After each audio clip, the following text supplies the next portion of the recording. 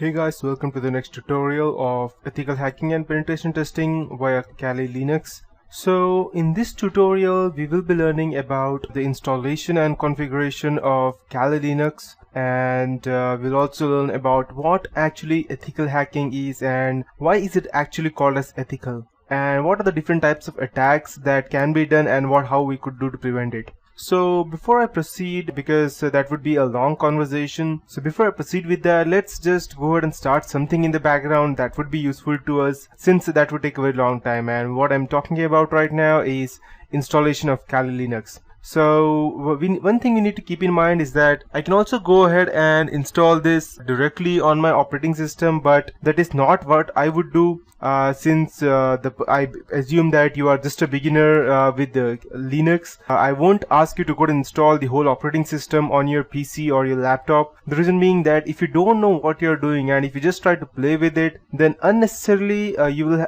be in a lot of trouble. That is the reason. You don't know how the system works. For example, let's say I've been working on a Windows machine since, let's say, around past 7 or 8 years maybe, and since I'm working since past 7 or 8 years, I know how exactly it works. Let's say, for example, I know why there are system files over here and what each and every system file mean. Like, say, I can go into Windows system 32 file, and I know that if I delete either of the programs, what will happen. So these are the driver store for my drivers and group policy users, so I know what is what exactly.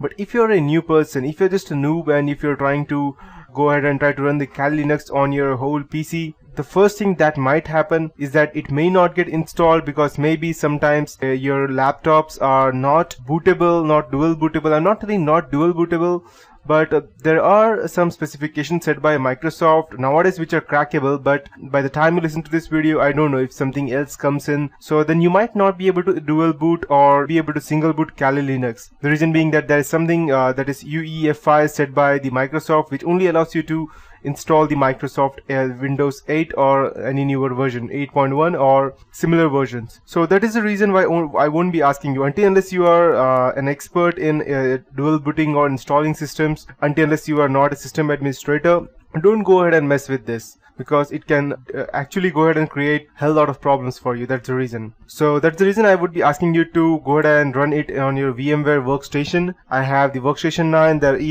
I have not yet updated it. There are workstation 10 and 11, I believe, and workstation is you can say you need to go ahead and buy the workstation, but if you want something similar to that, you can use VirtualBox. If you don't want to unnecessarily go ahead and spend your money, you can go ahead and download the VirtualBox, which I'll just go ahead and show it to you. And you can go over here. This is the VirtualBox, and in case just you don't know what VirtualBox is and what Kali Linux is, Kali Linux is based on Debian, and it is an operating system which has loads and loads of penetration testing tools. Okay, before I proceed, let me check if my system is working perfectly. Okay. Perfect. Advance. Proceed. Save. Now it should work, I believe. Okay, perfect. So we are here, the VirtualBox. So you can see that VirtualBox runs on Windows, Linux, Macintosh, Solaris host, and a lot of other operating systems. And I assume that you are installing it under your Windows, so that's the reason I asked you VirtualBox. If you're running it under Macintosh, then you can surely go ahead and use the VMware player, VMware is also as good as VirtualBox, but I support VMware. But the only thing is that you need to go ahead and spend your money if you're trying to buy a workstation. If it's just a player, just a single machine, then you can straight away go ahead and use the player.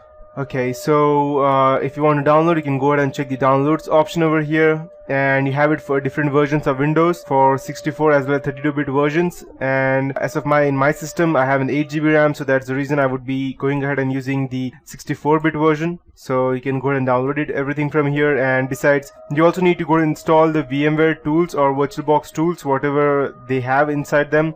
I am not much in concern with VirtualBox, because I hardly use it, or I don't even use it sometimes. The most thing which I use is the VMware. So I'll just go ahead and close, and just in case, you can also go ahead and download the VMware. I'll go ahead and show it to you. And yes, So this is VMware. It's just a virtualization platform that goes ahead and converts your that means you can go ahead and run a computer inside a computer, an operating system inside an operating system. So what I would do is that, let's say if I have a 6 or 8 GB RAM in my laptop or computer, then I can just go ahead and run this and assign 2 GB of its memory to my Linux or either of the operating systems. And the best part of Kali Linux is that it even runs in as less as 512 MB RAM. That's its best part. But I suggest that you should not run it in a 512 MB RAM. The reason being that if you're trying to go ahead and crack passwords or password hashes using that, it will be quite difficult for you because it requires a graphic card and a good processor to go ahead and run that. So since you are just learning Kali Linux and these are the basics for that, I'm only going to teach you how to install and do the basic stuff over there, so that once you are completely sure that you know what you're doing and the basic Linux commands and what kernels are and how to hack into them, only then I'll suggest you to go ahead and install the whole operating system so that you can go ahead and mess with anything you want and you will still be knowing what you're doing. So to come back, I'll just go ahead and show you over here. You can go to downloads version. We have vSphere over here, but we would be needing the VMware, so you can go ahead and check over here. These are for okay, so okay, here it is, VMware Player. Perfect. So I'll just go ahead and open that.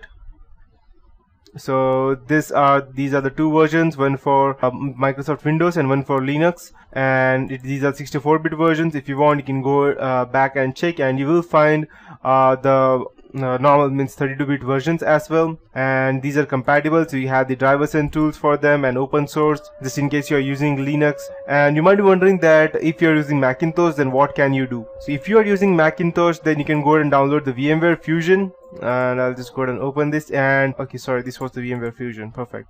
And just in case you want to buy, you can also go ahead and buy the Workstation. Workstation is far more better than the VMware, the normal VMware. The reason being that Workstation goes ahead and you can go ahead and connect 2 virtual machines at one time only. So that's far better, but you can do the same thing in VirtualBox and without spending any kind of money. So, but I support VMware because it has an extended support. That's the reason. So yes, you can go ahead and download these over here. These are for Mac and these are for the Windows. So yes, you can go ahead and download them. So once you have downloaded virtual VMware, you can just go ahead and click next, and it's quite easy. You don't actually have to do anything. Just go ahead and double click on the installer file, and once you have installed, you will see this VMware Workstation. If you are using let's say VirtualBox, then I won't be able to help you, but there is quite a suitable topic I can show you if you don't know how to install it. How to install VirtualBox.